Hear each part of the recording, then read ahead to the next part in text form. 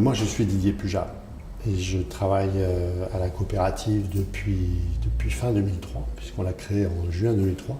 Puis il y a à peu près 3-4 ans, on s'est dit qu'on avait un peu envie de rencontrer d'autres associations pour trouver un local et le partager, de manière à avoir des locaux plus spacieux, plus confortables, qu'on puisse aménager d'une manière un peu sympa, avec une salle de réunion. Puis donc on a démarré après avoir trouvé ce lieu ici, 117 avenue des Baumes.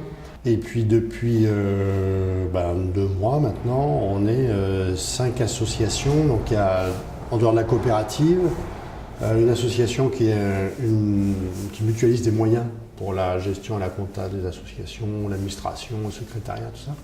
Donc là, il y a 6 associations. AGEDA, qui héberge son secrétariat.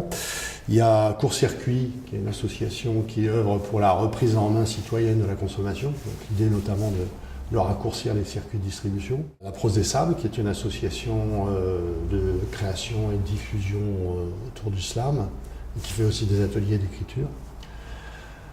Et puis on héberge Big Band 26, donc, qui est une association autour d'Étienne Roche, qui est un musicien drômois et qui a créé tout un tas d'orchestres, et notamment en ce moment le Grand Bal des Cousins, qui continue à tourner. Il y a aussi une association avec qui on a pas mal travaillé l'an dernier, puis les années auparavant, qui s'appelle Antidote, qui est autour de l'informatique, espace internet.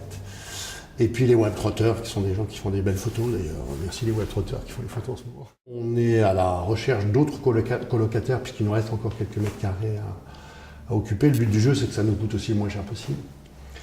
Donc on a un espace pour manger ensemble, on a un jardin, on peut faire des petites fêtes, des petites soirées, on peut faire aussi un peu de programmation culturelle, pour le coup.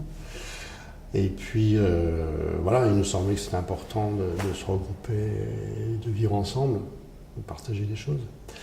Donc au total, ça fait, je sais pas, moi, une dizaine de salariés, tout ça. Et puis en termes de bénévoles, alors ça dépend des projets associatifs, hein, mais on doit être, je sais pas, normalement 50-100 bénévoles que l'on rencontre ici ou là. Donc voilà, donc on paye ici 1 000 € avec les charges.